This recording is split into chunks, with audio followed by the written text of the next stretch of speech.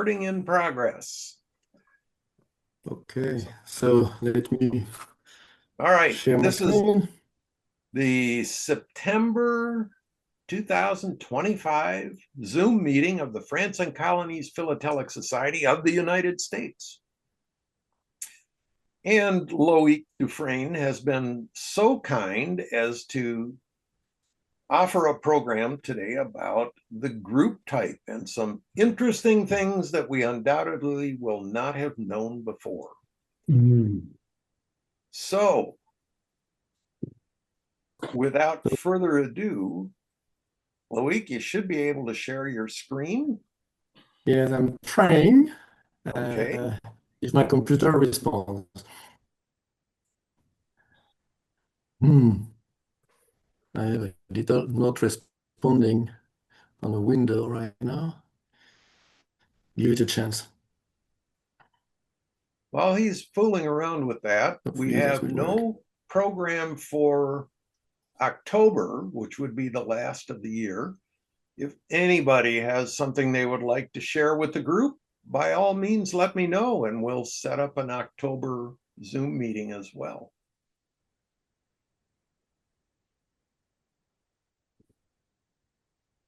Okay, do you see something now? It's working. It's not there yet. It's on the way. But it's trying. It is.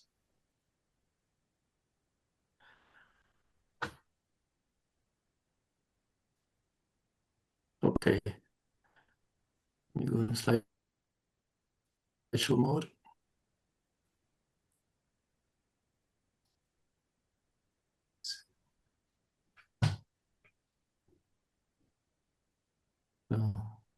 Do you see anything at this point? It's still black. It says Loic has started screen sharing.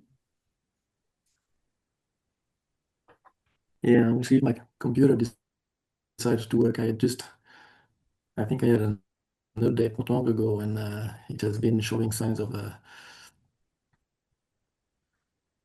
resisting to working nicely for the past few days. So tell me when eventually something shows up.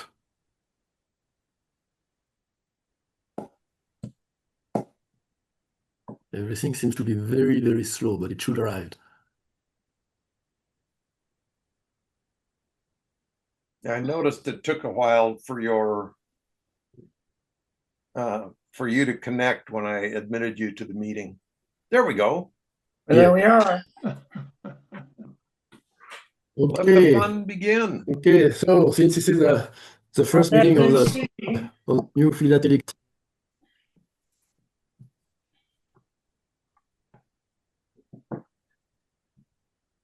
Can you hear me okay? Yes. Okay.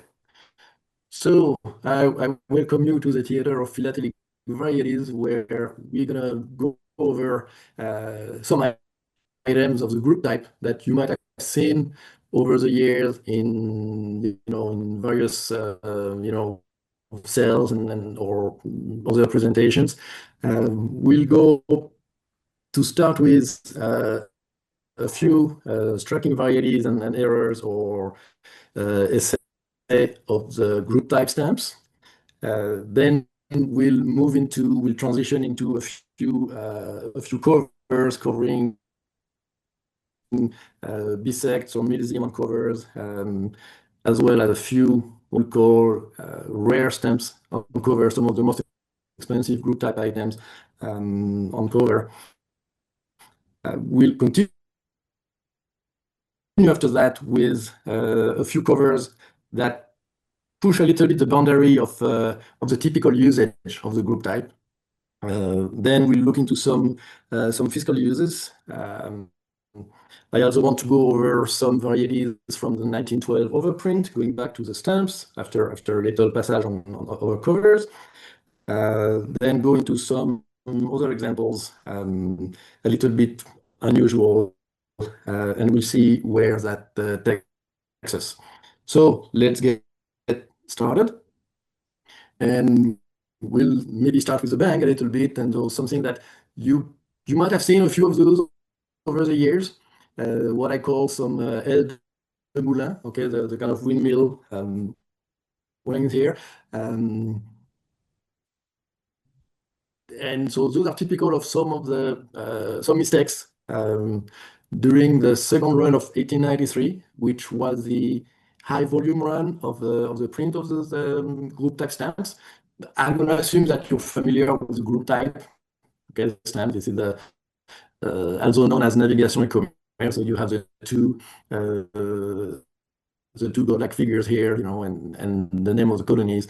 And so those were issued for multiple colonies at the end of 1892. But so when they did the large print run in 1893, they were printing those basically the left half of the sheet first, and then they will rotate it and print the second half. So you have some of the cases where the two sides were not properly cut, and then some of the pairs here or some of the items remaining, you have a little bit of you know, two stamps upside down, you know, facing each other.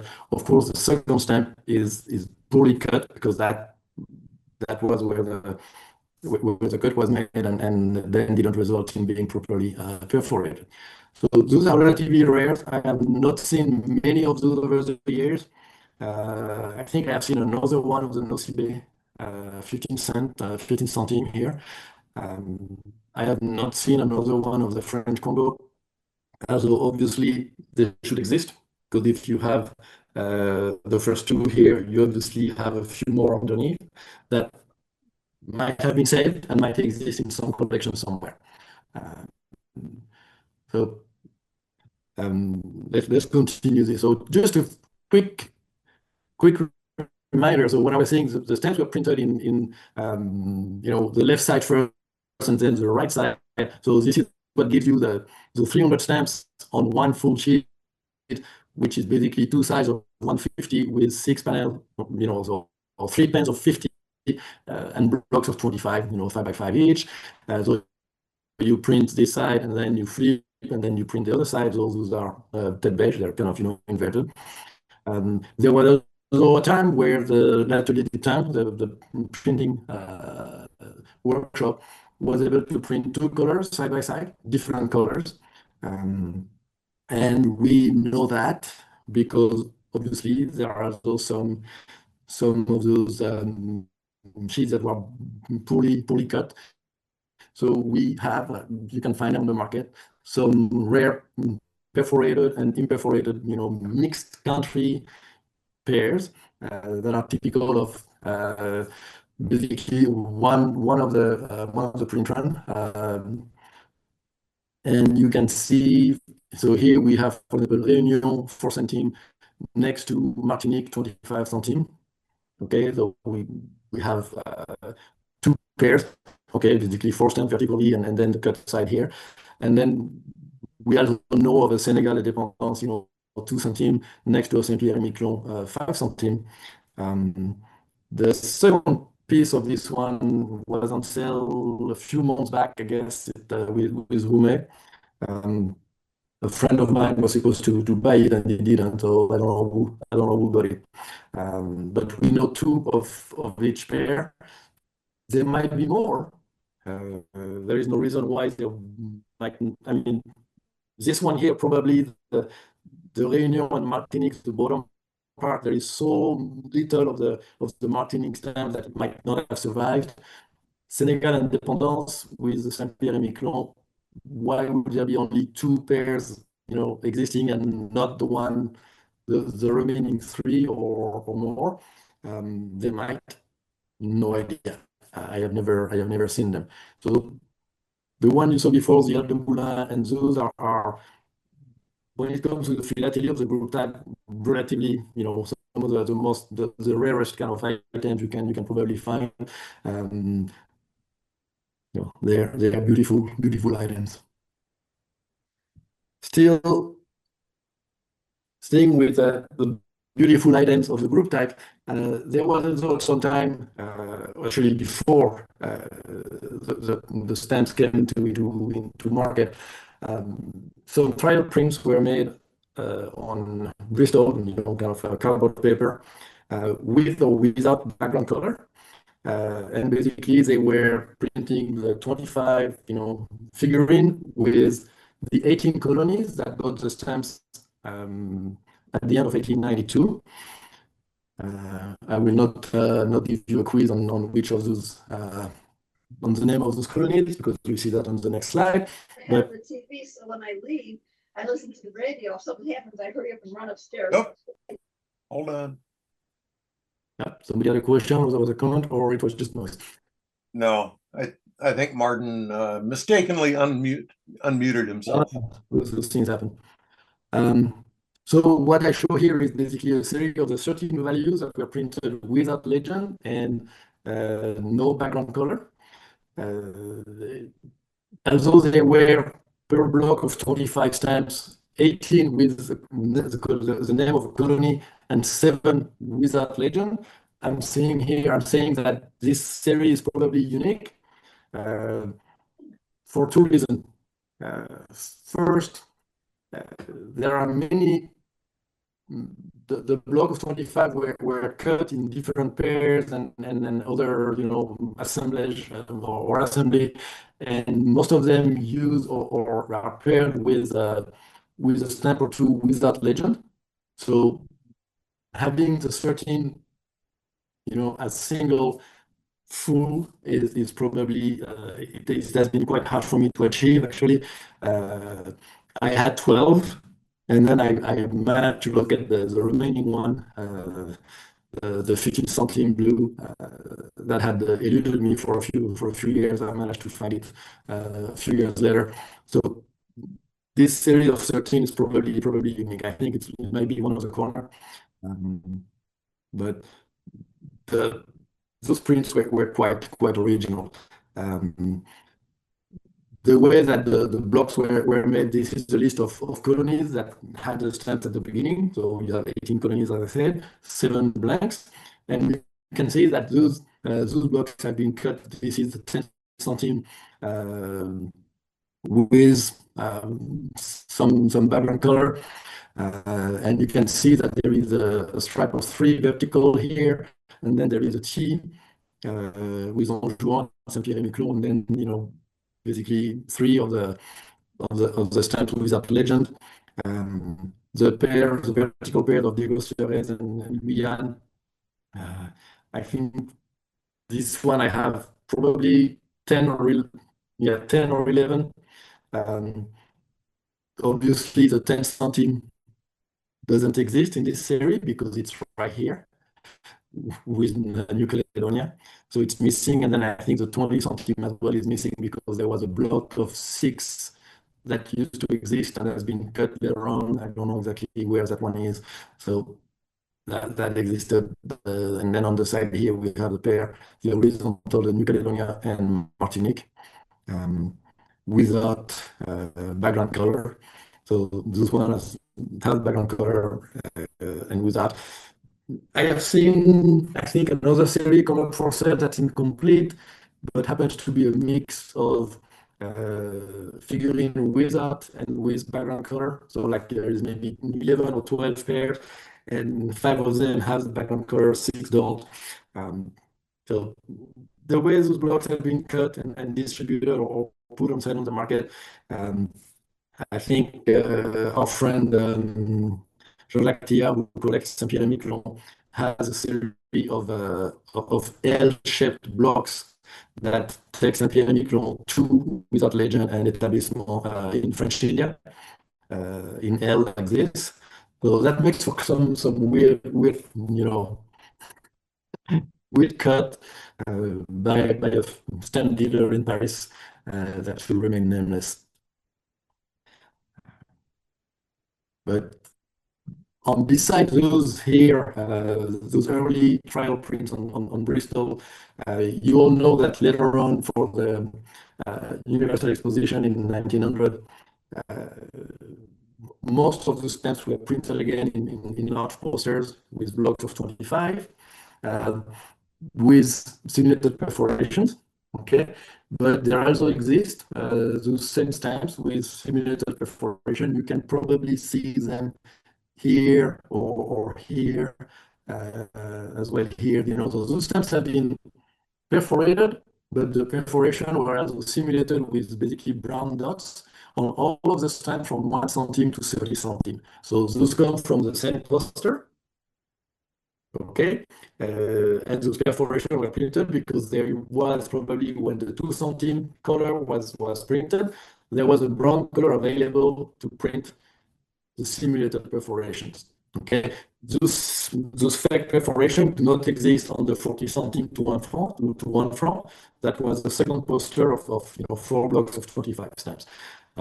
If you have never seen those, let me know. I will get you. The Musée de la Poste in Paris has those posters. We have pictures of all of them. I have blocks of 25, but those have been cut as well. Sadly, a lot of things were cut. In those series with simulated perforation, we have found as well New Caledonia with the exact same layout, with those dates that we cannot explain. The 20th of February 1891. Was it when those stamps were initially accepted or proposed, and then they were not, they didn't come to market until 92, and probably they were the full print was made available at the end of November 1892. So I'm not so sure what the date of February 1891 is about. Is this a reference from the printing workshop? We don't really know. We don't have much information about those sheets here with those stamps. But we know that they exist for a few colonies. We assume they exist for all, but the one we've been able to track and reference, we have Madagascar, New Caledonia, in that same setting on a sheet with dates, and then we have like series of singles for Congo, for Dahomey, for Grand Comore, and I know one exists from Indochina. I think it was or used to be in Ron's collection, and Bob Stone wrote an article about it in the FCP number 180 some time ago. So this is also something relatively rare when it comes to the group type that doesn't come to auction very, very often.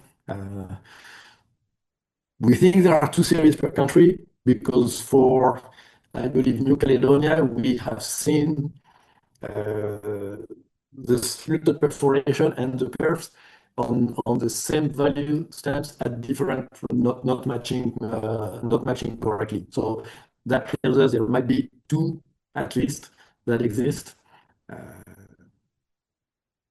But we don't have any information in the literature that tells us yes, that's true, or no, that's not the case, or there is more than that.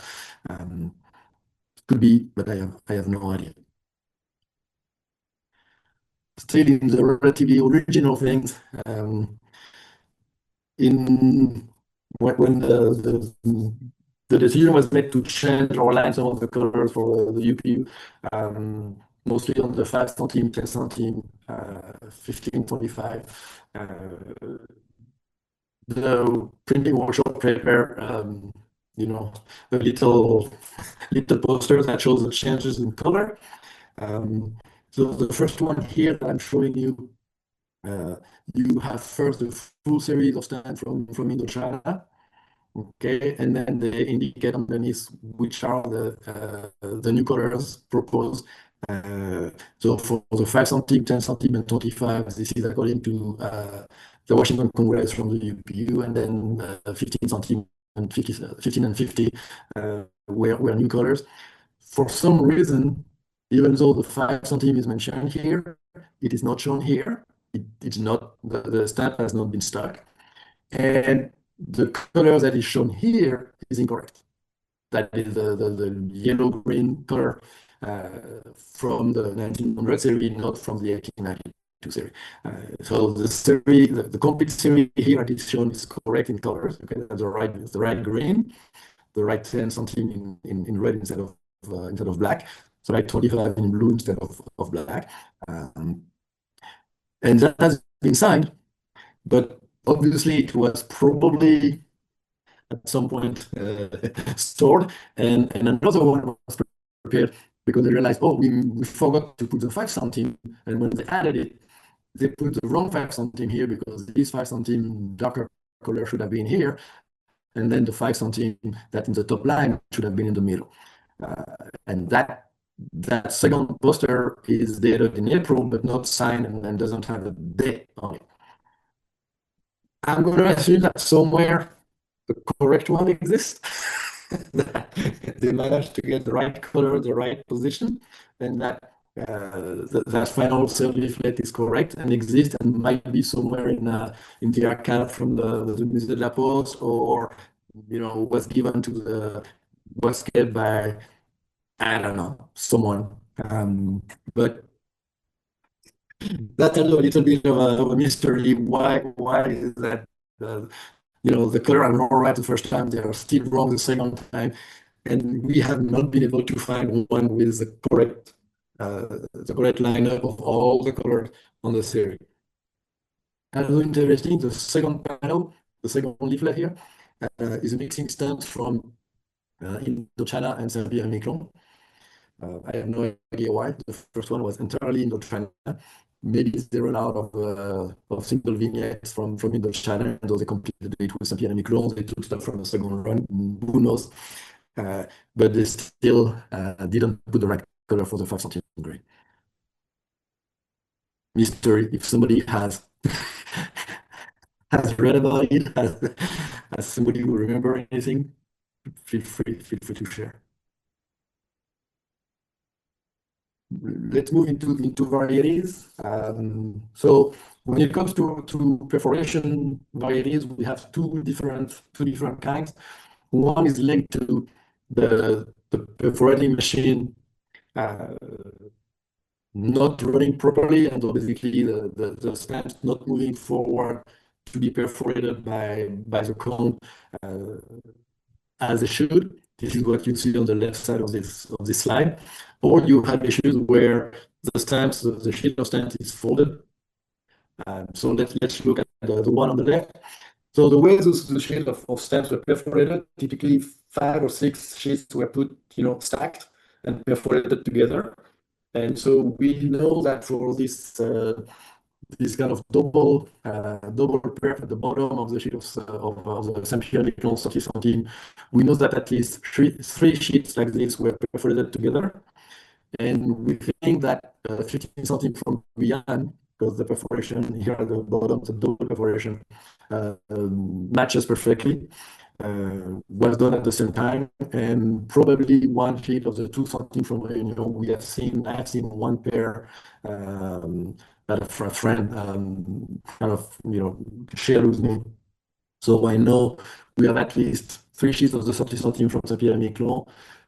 This one is very, very well known because you probably have seen some of the stamps on sale everywhere. They come quite often. There is one sheet from the 50 centime from Guyane. We have seen three pairs, maybe are known, or 3 blocks of 4 are known, and then one sheet of the 2 centime. I have seen one pair, well, just the 2 stamps, top and bottom. Maybe more exist, they remain to be seen. A lot of the reason why I'm sharing things like this, because I'm always looking for more of the same varieties, or slightly different if you have them in your collection. I always ask people, please send me a scan, and then if you ever want to part with them, let me know. The one at the bottom here, we have a 40 centime Golf de Bénin, where the sheet was folded as slightly stacked like this. So you have basically one stamp was the size is incorrect, and then the correct size is kind of slightly shifted. So that's a dramatic kind of perforation. That's the only one I have seen. There should be, it's almost vertical, so there should be 15 stamps impacted. Where are they? no idea. But they do exist probably, or they might have been destroyed, they might have been, lost. This one survived. You see the next one with the 50 centimes Guinée Française, over print 5, there is a little bit of a weird, there was a small fold in the corner, and then the fold is a little bit more visible and more striking with the 15 centimes of French Sudan, where you can even see, the folding lines are visible on this one. Okay, so those are typically they make for very unique stamp because of the perforations. They're quite, I'm not going to say common, but you can see them happen quite often. There are some very nice blocks of maybe a full stripe of 5 stamps or 10 stamps, and the bad fold and weird perforations. I find this beautiful personally, even if the stamps are basically, I would say, somewhat damaged. We're going to transition into covers because perforation varieties are relatively rare. Finding one on a cover that's the only one I have seen. Though it's even more rare. You can see here there was the corner of the sheet was folded, and so you have a perforation here. Put it a little bit bigger on the side. Very nice perforation variety on this. You even have the index of the the H25 or we have the printer. We don't know what that is, but H and then the day and the month. Beautiful cover. Sent to a well-known philatelist of Bern, Mr. Sassman, with the 15 centime, postal entire plus all of the different stamps with the block of 3 from the 4 centime with the perforation variety and a little bit of the corner that's incorrect. I don't know if this was a second weight letter. The franking is correct, 50 centime for a second weight letter in 97 from India, French India to Switzerland. It might have been that the sender meant to register it and forgot to do it, because typically such a letter would have been sent registered to a philatelist, and I'm sure there was not too much inside it, but so we're going to assume it was a second weight letter, and the franking of 50 cents is correct.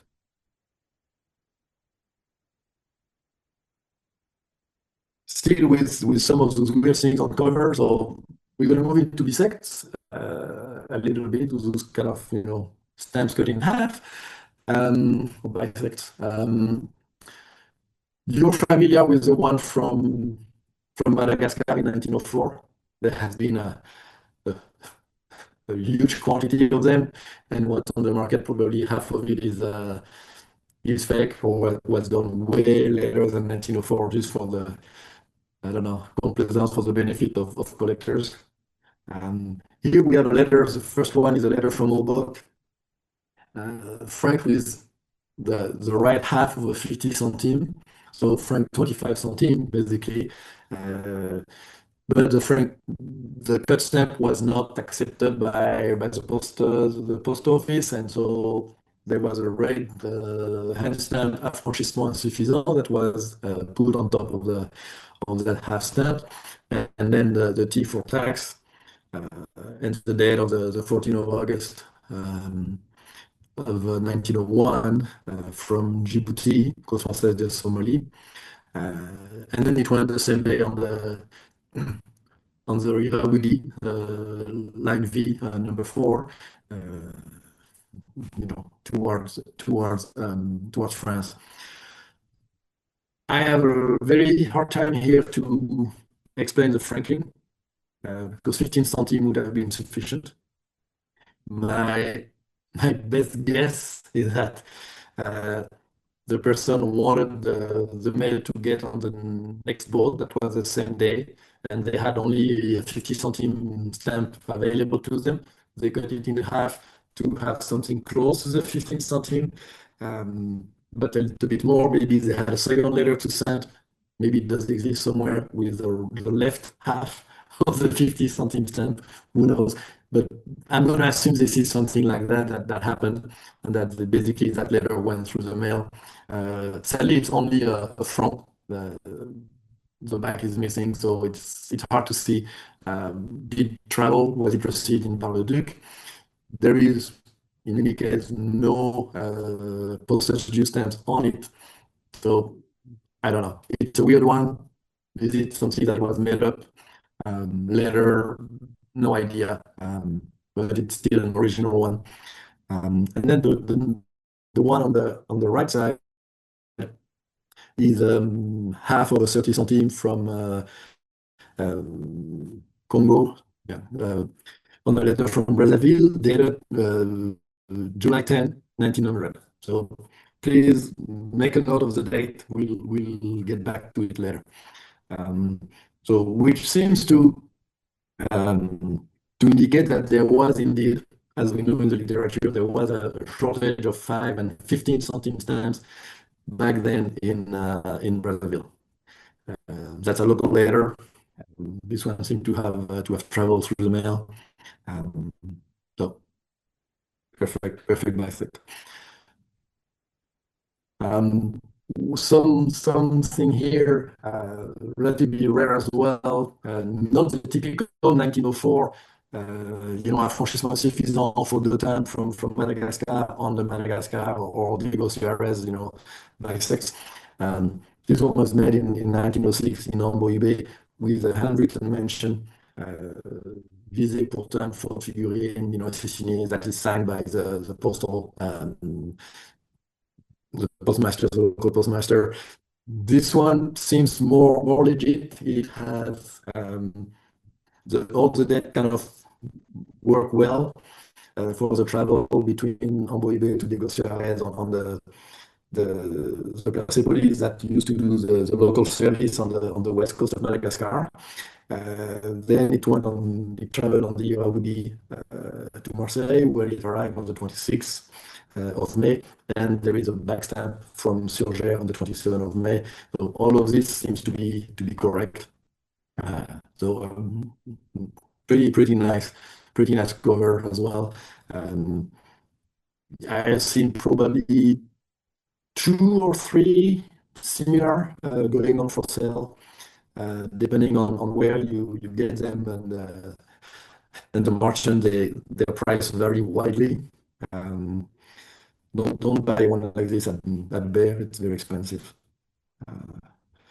But others merchant are more reasonable. After bisects, we can look at the millésime on covers. So the millésime is that little number here that you see on the bridge between the middle of a sheet of 50 stamps. So this one is an early usage because it's on 26th of March 93. So we kind of assume that the stamps were made available in Indochina, the group type stamps, at the beginning of 93. I think the earliest that we have is maybe January 21st or 19th, something like that. So, the second half of January is when the stamps started to be available to the public in Indochina. So this one in March is a couple of months later. It's a beautiful cover, if not for the number of stamps that you have on it, but for its, the fact it was sent to Dr. Ambiel, which was a medic on the Triomphant, a French Navy ship from the Far East Naval Squadron, who was at the time in Shanghai, and you have that beautiful millésime from Indochina with a stamp printed in 1892. We don't see many of those, so that's quite original. Staying with millésime, another one that I found quite interesting.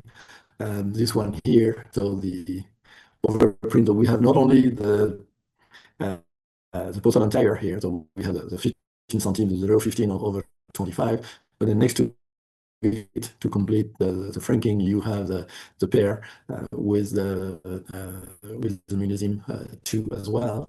This one sent from Pondichéry to Rennes in northern France. So the franking correspond probably to 20 something for postage and 25 for registration, which is correct. And normally the advice of receipt at the time should have been on a separate document. There was no need to stamp or frank, add 10 centimes on the letter for that. Now, an interesting cover. Although probably when it comes to museum on cover, the nicest one is this one, which sadly is only a large fragment. You can see that it has been somewhat massacred on the right-hand side. But you do have here basically okay. You have here so basically the rarest of the D 10 that was hand stamped. Most of those were printed, but there was a sheet of 50 at least that was somewhat already fragmented, and so those were hand printed one by one. And this is probably the only museum that exists, and it's on cover. It's a unique piece, despite the fact, and it's certainly very nice, despite the fact that it is badly cut on the side. Quite original. I think I'm happy to have this one. I'm never going to see another one on the market.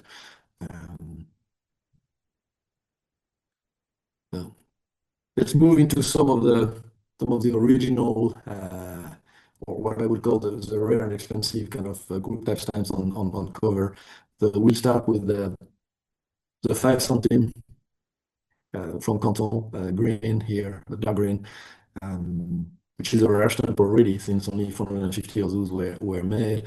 And so we have it here on a postcard from Canton to the vice consul of the French legation in Seoul, Korea. So it has basically starting in Canton, then travel transit via Shanghai, and then arrive in Korea at Chimulpo here. So we're probably, I think that the person just reminding his friend that hey, I'm still in Canton, and I hope you're fine. And this is basically the the New Year wishes going on a postcard. But quite a nice postcard here with a rare stamp. So I added this one here, thinking about Ed. We had a long discussion with Ed when this one came to market a couple of years ago, maybe a year ago. So this is really, probably the rarest cover in the French colony when it comes to the group type. Remember the 30 cent bisect from French Congo that we saw a little bit earlier, dated 10 of July 1900. So you can see here the date is July 12, 1900. So at the same time, due to the shortage, the vice governor or the suppleant had authorized the overprinting of stamps with valeur 15 and valeur 5, so value 15, value 5. When the governor came back to Brazzaville, he was not happy that his delegate had authorized this operation, and all the stamps were basically destroyed. However, they had been available for sale for a few days from July 8 or 9 until 12. So 3-4 days, 5 days maximum. So you can find those on you can find the stamp typically new. Some are available on the market. However, the stamps used for the overprint were not destroyed. So some of the stamps were printed later, and it's impossible to distinguish them from the authentic one printed at the time. So the only way to make sure that you have the right stamp is to have it on the cover. And what's interesting is that I know of another 4 covers that are franked with either the green one, the 5 centime over 20, or the brown one, the 15 over 30. 2 of those are also sent to another, I think, André Speyer, so the brother from Paul, the Speyer family from Lunéville in eastern northeastern France. Paul Speyer ran a shoe factory near Nancy, and I think 2 of his brothers, circa 1900, were in Congo. André, and I forgot the name of the other one, but in any case, they were probably somewhat, philately inclined, and at least 3 of those records are addressed to a Spire person. They're beautiful. Now this one is definitely unique. It's an amazing cover. Signed by Hume, Miro, Cave. I mean, everybody looked at it and signed it. I'm going to assume it's legit. It has an interesting history. Maybe Ed could tell us a little bit more about it, but it's a very nice one. And not rare, but weird. I'm not so sure what to do with this one here. You know, the tidy 10 centime that is printed on the bridge inter panel, underneath the stamp. But I'm going to assume, because the franking is correct for a second weight letter at 55 centime, you have 5 times 10 centime plus 5. So I'm going to say, okay, perfect. We have a second weight letter. It was franked 55 centime. And this vignette here that says Tahiti 10 centime was accepted and valid for postage, which makes it actually not an actual stamp, but it's not referenced in any catalog. I think the Atelier used to reference a certain ampere of the stamp, the overprinted stamp, certain to another one without overprint, which is correct, but it doesn't reference, the fact that the printing in the selvage was also valid and used for postage. So probably quite rare. I have seen over the years, I'm going to say probably 2 or 3 covers like this one. Though this is the one that I was able to acquire, but I have seen a couple more available on the market at some point in time. Quite original. I'm going to assume that this was effectively this one paid 10 centime and was accepted as such. There is no indication to tell me otherwise. Moving into some original or unusual usage, we had mail sent during World War I that went through military control. Okay, the letters were opened by the military authorities. It's quite rare, mostly because the colonies were not exactly involved much into the war in World War I. You have way more mail from colonies going through military control during World War II, but you can find a few with group type stamp in 1917, 1918. So it's also late usage for the group type stamps. Okay, but it is always a little bit unusual and quite interesting. I have probably a dozen such covers.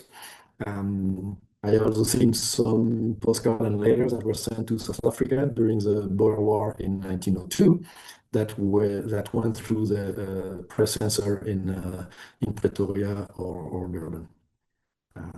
So there is a little bit of a topic here. And I think at this point, I mean, it's probably, I could say that no matter what you collect and what is your interest in, in the philately of the French colonies, but there is almost always a little bit of there is a little spot for something of the group type in your collection, no matter what you collect. Unless you specialize on just exclusively Morocco or Cameroon or something like that. But any of the other colony, there is probably at some point in time something that intersect your philatelic interest that has a group type stamp on it. If it's trial and varieties or military mail, etc. There's such a variety of items in the group type that it can probably belong to anyone's collection. We can even if you do damage mail or shipwreck. Okay, so this is not a shipwreck. I have seen a cover from a shipwreck not so long ago on a sale. So they do exist. I'm gonna go and try to get one of those days. But you can have a letter that went through the mail and was badly cared for, like this one here, which is a registered letter from Medine in South Sudan, in French Sudan, to Paris, probably from a local bank. And you can see there is a red mention here, parvenu en mauvais état, so arrived in poor shape at the 9th rayon. The rayon was the postal district. And you have all the wax seals that tell you the same post Paris, post Paris 9e rayon, I believe 9th rayon. Yeah, so it was repaired, sealed and delivered. So the stamps are damaged. That's a little bit sad, but hey, the letter was damaged, so that's probably okay. I have things as well, maybe, I don't know, less than a handful of group type mails that is damaged, where you have actually a notation or a mention by the postal agent that the letter was damaged for XYZ reason and was repaired or sealed and then delivered. So also quite rare in that shape. Moving on. Another letter that I think I discussed back then with Ed, and I probably wrote about it in the Indochina affiliate in the ICP. So it's quite rare to get a 5 franc stamp on a cover where the franking is correct. Okay, you can find a 5 franc stamps on cover; those exist, but it's typically way overpaid because you have a franking maybe for I don't know 40 centimes or something like that, and then it's franked with a 5 franc stamp, which makes no sense. But in the case of this one here, giving the declared value of 10,000 francs, which was the maximum allowed by the postal service at the time, with a second weight letter. I'm not showing you the bag, but the weight was more than 15 grams. I think 20, 28, something like that. And so it is properly franked. 2 times 25 centimes for the postage, 25 centimes for the registration, and 34 times 20 centimes. That was 20 centimes per 300 francs of declared value. So you can do the math, okay, or portion of. So 10,000 francs is 34 times 300. With a 200 franc extra, but it's basically 33 times 300 plus 100, so it's 34 units. So the franking is correct. A very beautiful cover as well. Having the 5 francs, the 1 franc, 250 centimes on the same cover is amazing. And the franking being absolutely spot on is even better. Regarding this letter and his journey, it most likely left Saigon on the steamer Caledonian, line N, and made it to Colombo in Sri Lanka, Ceylon, where it was transbordered and loaded aboard the Ville de la Ciotat. That's line T, hand stamp that you can see here on July 29.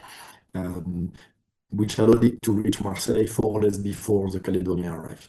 So the fact that I'm going to assume that the Caledonians spent 4 days in the port in Colombo after arriving, just once the Ville de la Ciotat was departing, and so the mail was transported, and this way it arrived a few days earlier.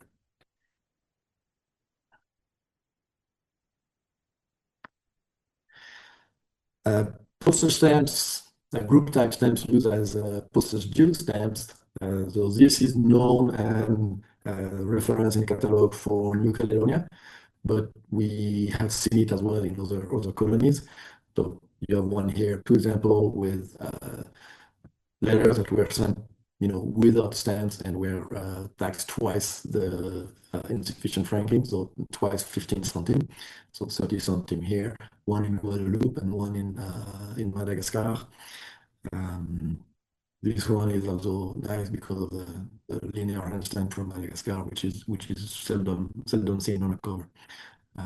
So that exists. I have a couple of singles, stamps with a triangle, a teen triangle that are not from New Caledonia, so that has been used elsewhere. But there is a few examples here where that was used as well in Colony besides New Caledonia. So if you collect, postage due cover, those are interesting as well. Cut square, that's something that maybe the American collectors are more familiar with, but normally those cut square, the 5 centimes here that you can see cut from a porcelain tire, the small letter with a 5 centime, postage for like a printed matter rate. So apparently in French Congo, the stamps were either not available or more likely they didn't store them because they would stuck because of the gum. So here the sender basically cut 5 centime vignette out of postal stationery and stuck them on the piece of receipt. Maybe the postman did that, I don't know. But those they were accepted and valid for postage. What's interesting is that there is a relatively I can't say large, but because it's nowhere near the mail you can see sent to Captain Noel, for example, from the French colonies. But there is quite an interesting quantity of mail sent by Mr. Visser, who was located in Cayo, in French Congo, who ran I think coffee and banana plantations for a Dutch company. But he was also a photographer and an ethnographer, so he collected a lot of African art, and a lot of the pieces he had acquired there are today in various museums in the US and Germany. But he probably sent a lot of film and pictures from Massabe to his family. You can see here one goes to Joseph Visser, one of the brothers, the other one goes to Constant Visser, another brother. And for some reason, this one, that advice of receipt was handwritten. Maybe he sent so much mail registered that the poor postman got his stock got used completely, and by the time he got to number 154 here, he had to kind of handwrite his advice of receipt, which is an admirable work by the postal agent. For some reason, all of those are always, I have never seen them without with stamps, only with cut squares. In this domain, we can ask as well, I mean, were they or not valid for postage? I think the response to that is it depends of the situation. Obviously, with a mail from Congo, it was accepted. Here we have an example with a letter from the Banque de l'Indochine in Touraine to Paris, where the 15 centime was paid with the 5 centime stamps and a 10 centime, cut square from a postcard. It's actually cardboard, okay, not paper here on this one, and it was not accepted. So we get an X, there's a tax, and then the tax was paid, not 20 centime, but credit was given for the 10 centime, and then the 10 centime was extra was charged upon arrival. So it was not completely accepted, but it was also somewhat given credit. I don't think the people there wanted to fraud. That's, the bank to another bank. Most likely they put what they had to complete the postage, and that's it. So didn't go without tax. But that's an interesting cover. This one here in Tahiti, signed to Mr. Walker, within the city of Ville, EV, in the city of Papeete, was also frank with a cut square. The reason here, and this one was valid for postage because there was a typhoon a few days earlier, and there were no stamps available. So all they had to frank the mail was basically some remaining covers, small envelopes, and they cut through them to send the mail. That's probably as well a little bit of fabrication, because obviously if the person was able to cut a square from a 5 centime envelope, he could have used that same 5 centime envelope to send an imprimé to Mr. Walker, which probably sent this letter to himself. But hey, that makes for a nice variety with a cut square on an envelope valid for postage. Something that has come to auction risk. I mean, in the past few years, I have seen quite a few of those, mostly with the Asian auction house. So the combined franking in the circa 1900, 1902 on mail going from China to France or Indochina. So China not being part of the UPU and not having a bilateral agreement with France, basically you had to frank the mail with proper franking in Chinese, Chinese Imperial Post, the proper postage or franking. And then when the mail arrived at the border, basically the postal agent there would buy or fix the Indo-Chinese stamps, and then the French postal system will take care of the delivery of the mail to its destination with postage paid. So the first letter here on the left is one that came from Nanning. So that tombstone here cancelled is from Nanning. It travels through Longcheu, and then Langsan. So Longcheu, and Langsan are the two kind of Chinese Indo-Chinese city at the border. And those that where the exchange of mail would take place. Interestingly, this one paid 10 centimes, 10 cents from China, which was the rate for foreign mail, corresponding to 25 centimes at the time. The exchange rate was 1 cent to 2.5 centimes. But the French Postal Service at the time only required 15 centimes to mail from Indochina to France. So I guess the Chinese postmen here might not have kept the difference, but they were paid, 25 centimes, and then they only had to disburse 15 centimes to buy the postage, and 10 centimes was more than what was needed for the domestic part of the postage. But that's okay. The other letter, when you see it like this, the one at the bottom right, say, well, okay, what's wrong with that one? It's fine. It's from Langsan, January 15. Register. The R is a little bit weird. The big one, that's the Chinese one. And so you need to look at the back of that letter, and then you realize that, oh, it's actually started in Longchou as well a few days earlier on January 13. And then it went back to, the 40 centime Indo-Chinese stamp was added on the 15th. So the letter started, it only paid 6 cents, plus 10 cents for registration. The 6 cent was a reduced rate that was valid only between Longcheu and Langsan, to avoid basically local people from Longcheu going straight to Langsan to mail, to post their mail, and bypassing the Chinese, postal service. So they had an agreement there that the reduced rate of 6 cents was valid for postage towards Indochina. And then on the other side, basically, we have the 40 centimes, 15 centimes for postage, 25 centimes for registration, and the latter went to Hanoi. So there is the mixed ranking or the combined ranking between China and Indochina. It's quite confusing because of special cases, special rates, dates where things don't add up nicely.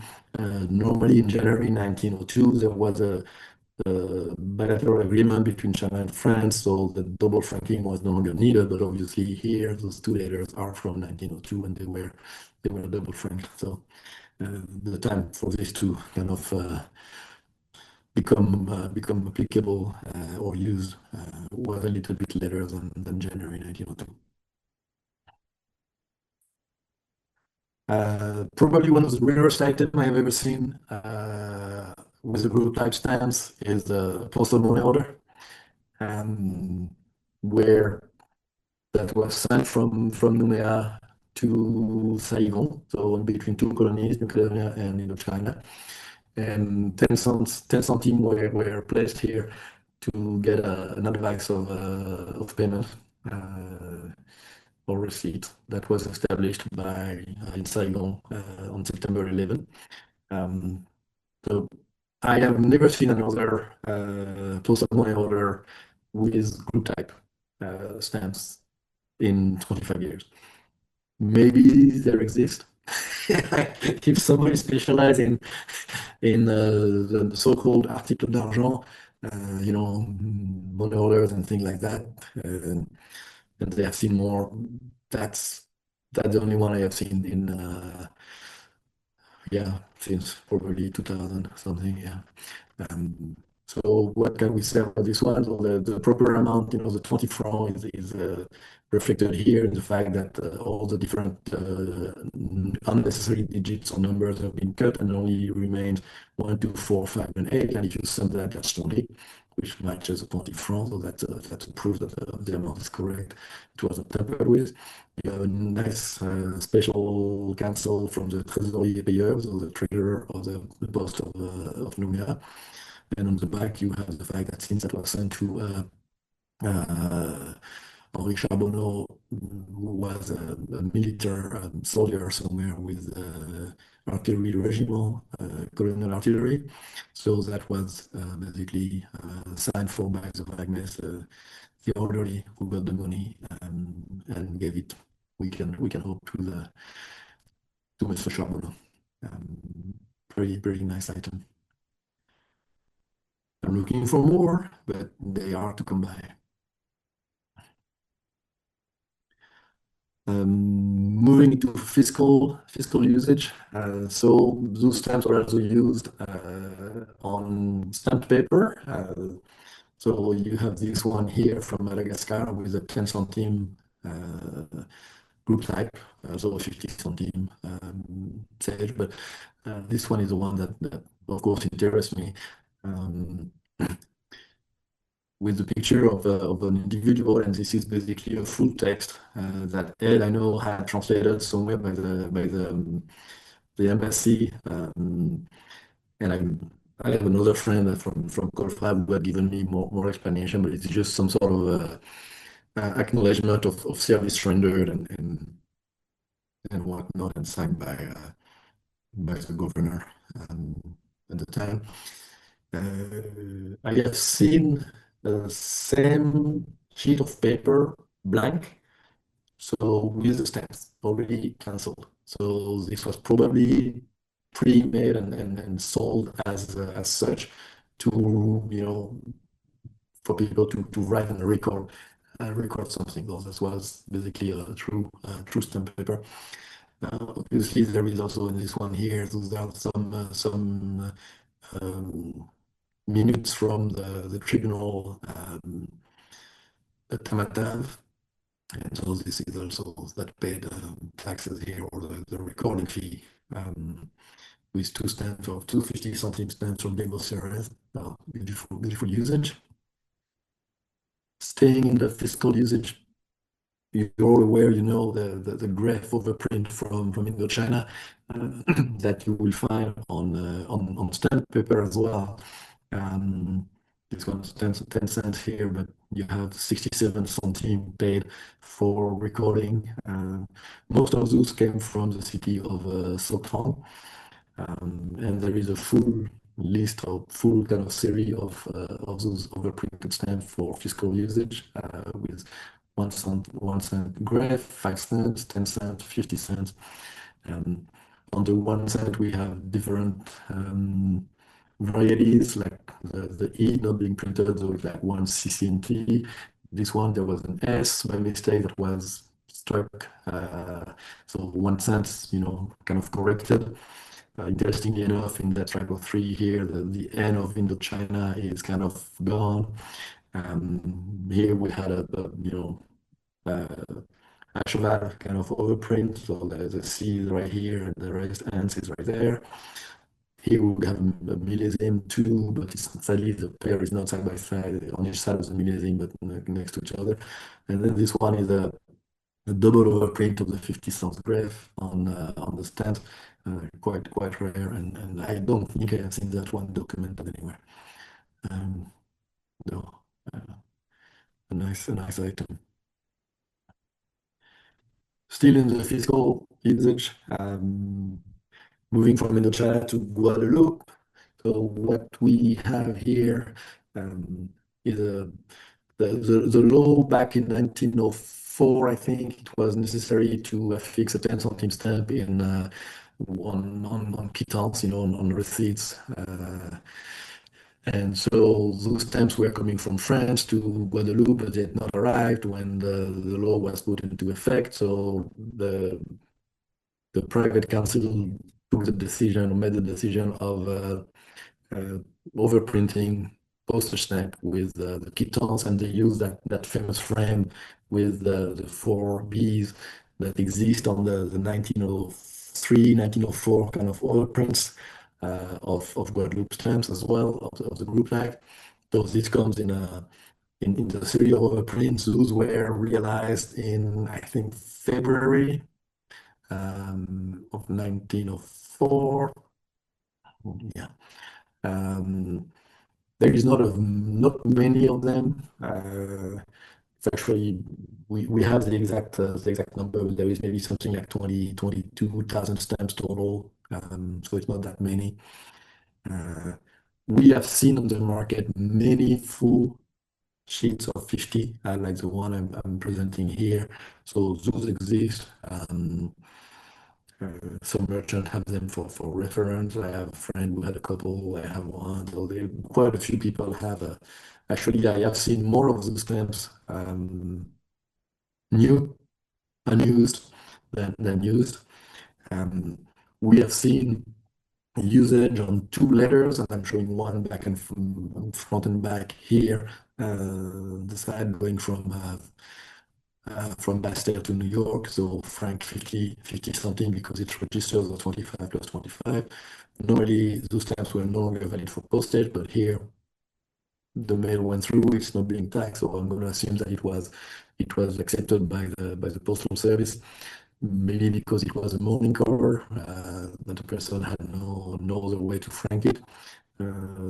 This one is in 1907, so it's actually way after those stamps had been basically completely used for fiscal usage. It's 3 years after they had appeared, and they were actually probably gone by the time. So somebody had a batch of those stamps somewhere in a drawer, and they put them on a morning cover. That's maybe what they had available at hand, and they used it, and they kind of prayed for the best that, hey, maybe they're going to go for postage, and then they will accept it. It went through the mail, so perfect. The other cover that we know was addressed to the famous Captain Noel, who was at the time based on the island of Guadeloupe, and it has actually a pair with quittance and quittance. There is a couple of mistakes in the printing of those overprint, and one is an L. You might see it here. It's not, this one doesn't say quittance with ANCE, but it says quittance with AL CE, and so one of the second letter that has gone through the mail uses a pair quittance and quittance for franking, which doesn't really correspond to anything, but was probably, an arrangement between Capitaine Noël and the postman in near Canton, near Camp Jacob. So interesting usage. But I have also seen a few actual quittance, but I have not yet managed to acquire one, though I'm still looking for those. Oh, moving to 1912 and the overprint. So this type here, the bigger size that I'm showing, and if you just see that one, it's kind of okay. Well, double overprint, a little bit shifted, no big deal. Okay, but in truth, actually, that other overprint here, the second one, this one is correct, set properly centered. This one was miscentered, but it was not actually corresponding to that stamp. It would have been printed on the stamp underneath. So when you have blocks of 4 or more, or pairs, that gives some interesting varieties where you have the double overprint and then one in the selvage, or you have one stamp with just one overprint and then next to a double overprint. And that gives us some very interesting, varieties like this. So if you try to, one comment, by the way, that does the spacing here, so that that's a wider spacing here than here. Okay, you can see it. So this one is wide spaced. This one is wide spaced. This is a normal spacing, and the rest, all the other one are normal spacing. So that's a pretty unique variety here. So you have different pairs that are available. Trying to kind of explain how this comes to be. If you put a full sheet of 150 and then you have the first, I'm going to assume that the initial 05 in blue was printed and misplaced or shifted, and so that was the first overprint was the 05 in blue that you can see here, and then it was corrected with 05 in the one I show in red to have the proper placing, which gives you some weird blocks available. Okay, every such block, if you have a single overprint or a double overprint or something with a white spacing in any block of 4, that's almost guaranteed it's a unique combination. But in any case, it's quite rare. Obviously, you can see a single stamp like this with then the standard double overprint. There is probably what, 90, almost 90 in a sheet, but something with the 5 something, the 05 in the selvage and the margin, or double next to a white space, or double next to a single overprint. It's quite original. So those are beautiful pieces to have.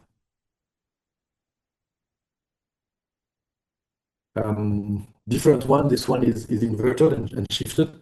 So obviously you could have just a stamp, single stamp, and you would not know it's shifted, or you need to look at the borders, the one on each side, and you can see you can have a stamp without overprint next to one with the overprint that's inverted, or you can have a stamp with overprint next to an overprint in the selvage. And so if you look at a full line of 10 vignettes here, you basically have starting from the right, first one with no overprint, and shifted one, inverted and slightly to the left. You will have 2 stamps here in between that I didn't put for spacing for space reason. And then you get to the mid, the center bridge here. And so you have one stamp that will be with inverted overprint slightly to the left.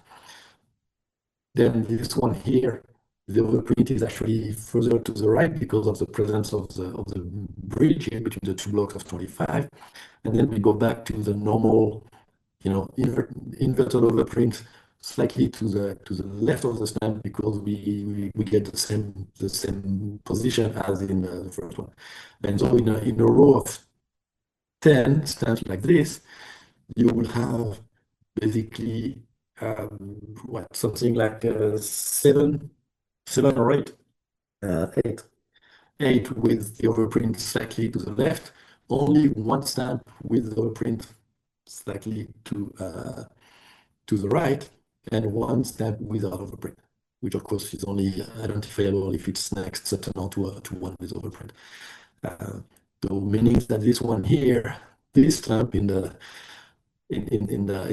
series is probably 8 times more rare than that one or this one, due to the position of the overprint. Because of the bridge. So it's quite interesting, and also to be noted of note here that obviously when the wide spaced searchers are pretty much all the ones that were in the position 10, 60, 100, 110, 120, and 130, they're all found here. Okay, so there is normally no wide spaced searchers. So there is only two white space searchers on actual stamps. We'll have to recompose full sheet to have them properly identified. But so this is basically, you might have here a few, those are normal, but there might be a few white space in the margin. More still of those interesting here, overprint next to one stamp that doesn't have an overprint. So in that case here, most likely the sheet was folded, the border here was folded over the stamp. No, this one, sorry. This one basically probably the overprint has been shifted because there is no mark at all here. There is no mark on the back, so we can assume that the stamps were printed, and so there should be on the right side 0.5 on the margin. But for this case at the bottom here, it is clear that the sheet of stamps was folded, and then the overprint was on the back side. And you can see here really the red ink that went through the perforation that were here folded. I think the catalog is actually a reference to many varieties of partial and wheel overprint, but for some reason they don't even list the typical subtenant pair with one stamp normal subtenant to one stamp with the overprint. I don't know why, but so clearly in that case here we have a similar variety, stamp that is a normal one next to one that's overprinted, and here we have a little bit of the same that were produced through two different means. One is that the overprint here was shifted to the right, and here that the fact that the sheet was folded. Quite phenomenal. Those things exist. So there was with those 1912 overprint, the 0.5 and the 10, you have seen different kind of errors that existed, and then there is a lot of weird things with the perforations as well and things like that. Staying with the inverted overprint, on the two forms from Gabon, so you have one where the millésime exists with white spacing on the left side, mostly because basically the overprint that should have been on the position 135 and 136 of the sheet went on top, inverted on top of the position 15 and 16, where you have a millésime. Okay, the same is true for the overprint from the position 15 and 16 went and printed on top of the 135 and 136 for the figurine, and so you have actually on a full sheet of three paints, you have two millésimes where you have inverted overprint with the white spacing. Consequently, you have only one millésime with two normal overprints, not a white space.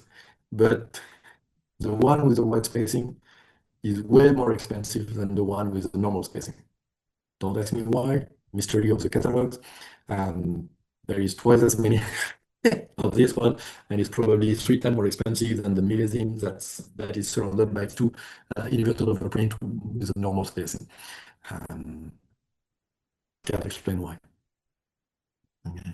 Maybe we give him more money because, but we think that 4 such millésime exist, mostly because we have seen some with where the placement or the location of the overprint is different over the stamp. So I think at least 2 sheets were printed inverted, and so we have 4 such millésime with a 10 and a 10 with the white spacing, and then there will be 2 only with a normal spacing on each side.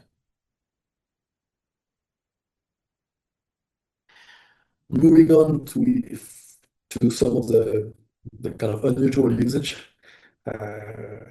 Mostly because here we're in 1938, so that's quite late for a for a group type stamp. Okay, remember they were first issued in 1892, starting to be seen widely on mail in 1893, and basically by the time we got to World War I, they were pretty much no longer in use. There was a few colonies, Madagascar overprinted with 5 francs, 1 franc, relatively late. I think Tahiti or Oceania as well had some later overprints, so those stamps were still in use relatively late. But new series of stamps kind of replaced the group type, in the 1910, 1912, 1915, and all. There was no longer any reason to use them. They were kind of gone, but we can still see a few letters that travel, airmail, franked with group type, which is quite original. Most of them are from Madagascar.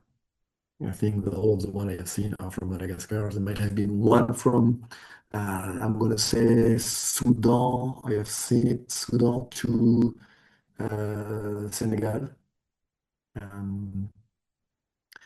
But that's about it. So there is some interesting stuff with airmail. Of course, we cannot talk about group type stamp without mentioning the ultramar overprint that exists on stamps. This is one of the sheets from the Portuguese post office before those stamps were sent to their colonies. It is signed by A.R. Costa. And overprinted ultramar on the stamps. Some of the series are overprinted with Colonies as well. There are different models, and then we have the postal stationaries as well, where were distributed, and so they were stamped ultramar. This one came from the archives from the Goa, the Portuguese colony. I have seen quite a few of those come to market lately out of Indonesia. I don't know what to make of that. It's quite easy to put an ultramar overprint on a stamp, and sadly there is not really an easy way to authenticate them. So it's a little bit of a risky. You can buy them, but it's at your own risks. But they're still quite original. Yeah, other kind of overprint, like a specimen and colonias, etc. on those stamps. Quite rare. Perfume, yes, it do exist, but I don't see many of them. So you have those with BIC, BIC, okay, for Bang Indochine, on stamp from Indochina, and I think there exist a few perforated BJC or BIJ on stamp from India, as well from the Bang Indochine from their office in, I think, Pondicherry. But I haven't seen them. I have only seen with the BIC perfs. I have never seen any on cover. I have seen in the Chinese stamps in later years, like 1920, 1930, that were perforated BIC from the Bandolan machine in Hanoi on letters. But I have not seen a group type stamp on a cover with a purse.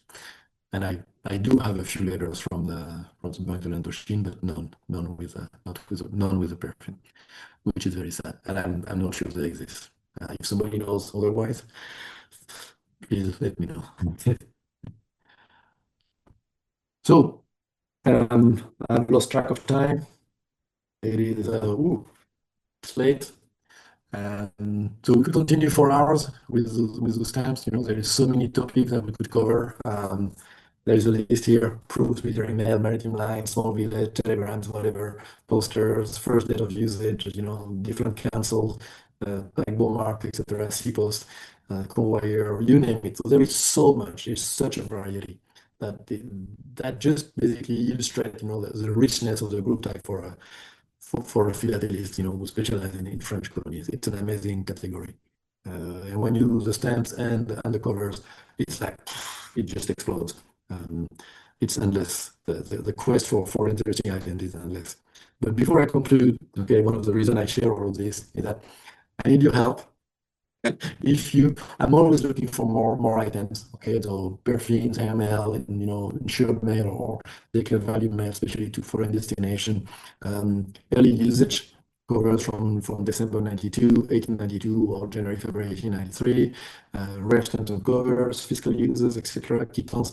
Here is a sample of a proper quittance from Guadeloupe, so you can see here the stamp. I've been looking for years and I've never been able to secure them for the temple money from Madagascar, which is basically a very ugly stamp stuck on a piece of cardboard with a dog. They do exist, but they very seldom come to market. And there's still more help because there's some very weird things with group type, where, for example, there's some fictitious or private non-issue stamps, you know, think of wannabe stamps or kind of, for example, in La Réunion, those who use the band that was between the sheets of 50 and they printed some information, some instructions to educate people about the postal rates that were effective starting January 1st, 1899, where the rate went from 25 to 15 cents for local mail, for example. But we find some of those stamps on covers. I have seen a few in the literature, but never seen any coming to auction. In Moili as well, in 1903, to collect funds to fight a local outbreak, they used the interpanel to charge like 5 centimes extra, you know, instead of putting the +5 on the stamp, they just basically printed those like this. So those are kind of not really group type stamp, but they go within the group type kind of category, and they're very nice complements. And I think we're gonna end it there. With what I think what I call the metaverse of the group type, or the group type stamp on stamp. So you have at the top here, this is a 2008 personalized auto-adhesive stamp with New Caledonia 2 centimes from the group type.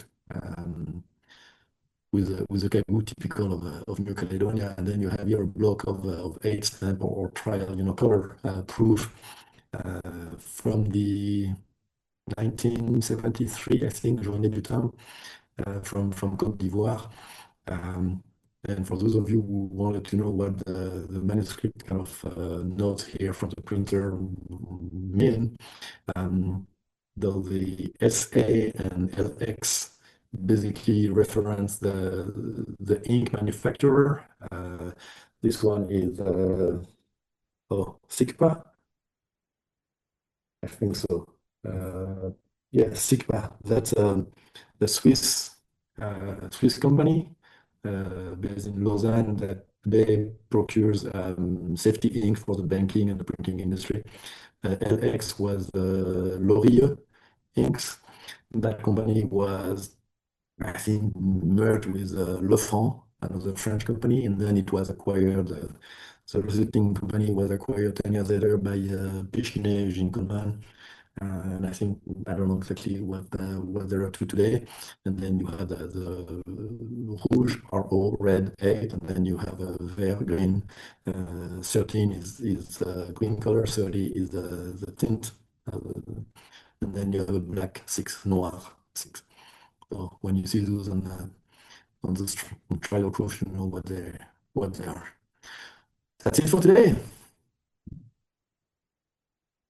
Are you still there? Oh, yes. Yeah, that was awesome. Yes. That is Thank absolutely you. incredible. Questions, comments? Yeah. Tom, you're muted. Okay. One of the things that really amazes me is how well centered the colony names are, because that's an entirely different pass through the presses. And have you found any where the colony name is shifted a lot? Yeah. Yes.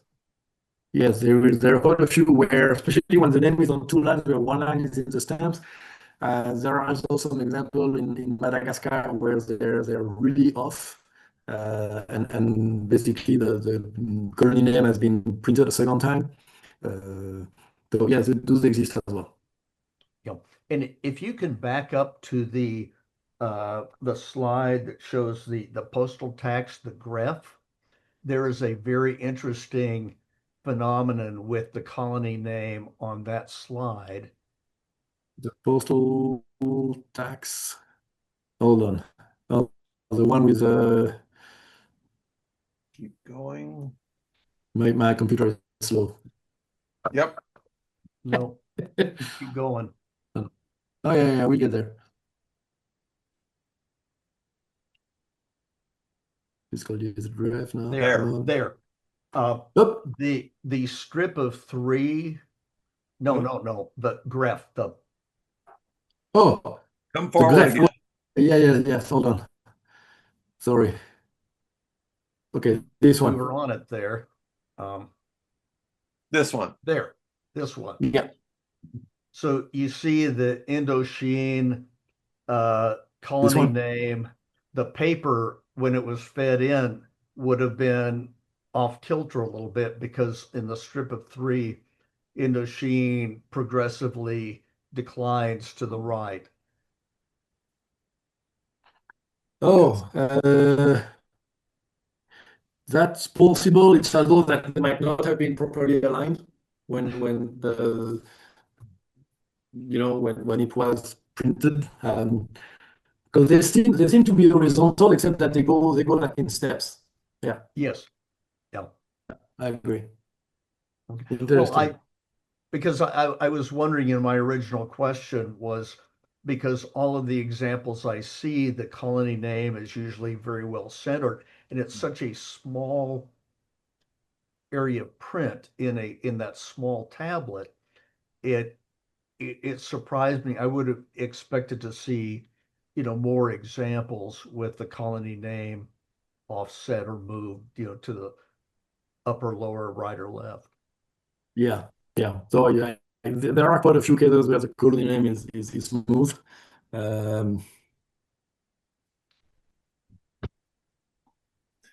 In the when they printed the Congo stamps, which was done by Chesapeake and not PT, the printer had a little circle with a pin that they had to line up on the Okay. I line figured that there you had to follow. be something like that Right. to align. Even though they didn't do a very good job sometimes. Oh, Yeah, I mean, I could try to show you, but that's not going to be very easy through the camera. But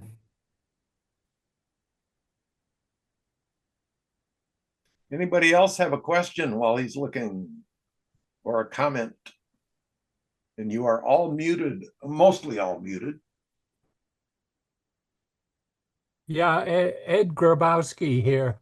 Hi, Ed. I just, I could tell about 24 stories based on that talk and some old friends I've seen, but I'll only tell one.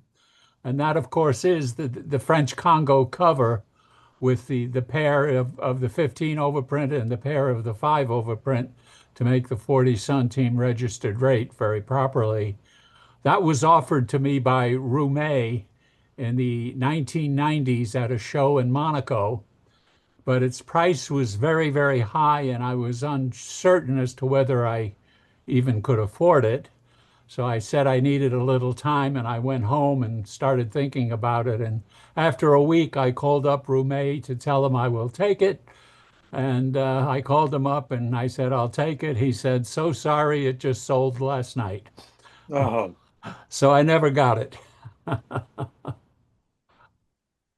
So I missed the big one. It would have been the center of a one frame exhibit on group type from the Congo, but I had the 5 and the 15 in a couple of covers.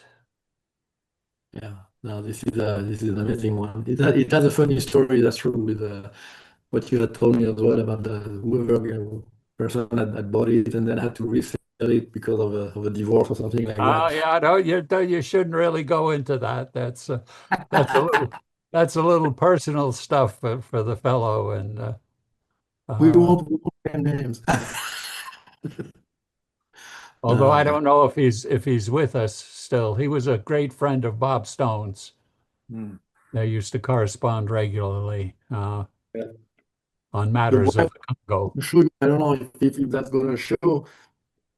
Now with you see the Côte d'Ivoire here is really badly centered. It's a little bit up. Yep. Yeah, those are the kind of example where the name of the colony is off to the side and up. Madagascar is more striking when they are completely off. Okay, thank you.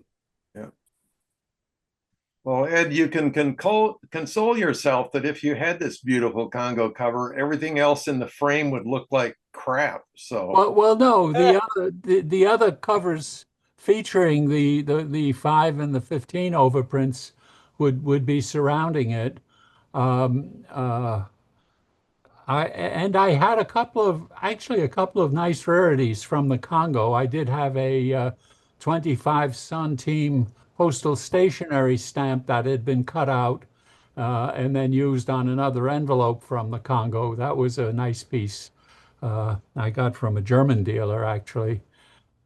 Surprise! I had a few good items in there, and it would have made for a nice one frame exhibit. it sure would. Yeah, I think it's a very good presentation. Oh, yes. thank you. Yes. There is a lot with the group type. For me, it's an amazing kind of category of stamps. It takes me everywhere across the planet because of the number of colonies who have those stamps. And then I have noticed that lately in recent years, quite a few former colonies have actually issued stamps with a group type stamp on it for different events. I have seen some for Mayotte, some for New Caledonia, Côte d'Ivoire, etc. Though since we are now 17 years away from the 150th birthday of the group type, I hope that more countries will do so and celebrate. Anybody else have any questions or comments for Loic? Loic, I learned a lot from your presentation. I just want to thank you. Welcome, Charles. You have a nice article coming, I think. I have a question for Loic. Good. Will you be in Paris at the Stamp Club meeting in October? The CFP? Yes. Second Tuesday. October, I might try. Yeah, give it a shot. I'm over here Yeah. now, so I'll be at the Okay. October, November, December meetings. Okay, cool. Look forward to seeing you. See you then. Very good. Anybody else? Good All program. right. That's it. I see. So, Ed, it's good to see you. Good Ron. seeing some of these some of these stamps and covers. It's you back a few years.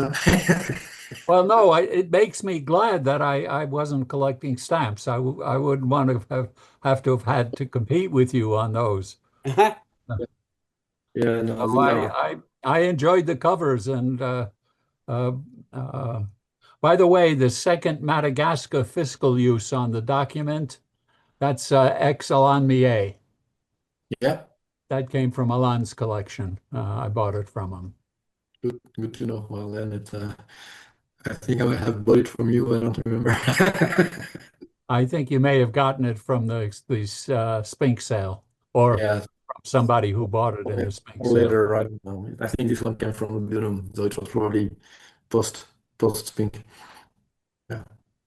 It's a chance. If I had the money, I would have bought way more material from Ed when he sold his collection. But that was way too much for one collector. So I'm gonna have to keep buying some of your stuff as it comes to auction. So the next 10 years. Well, I don't know if I've told this before or not, but I called some of these items hell covers. Okay, and my wife calls them hell, Hell, because she believes the devil makes you do it, the devil makes you buy it. And I call them HEL. I dropped the last L. I call them simple hell covers, HEL, for home equity loan. So yeah, that's what I was working out for the Congo cover. Oh my God, it's an addiction. You bet. Yes. Yeah. Is there a list of email addresses correspond with people? You can always ask Ken or Ross. Yes. Okay, Yep. I will.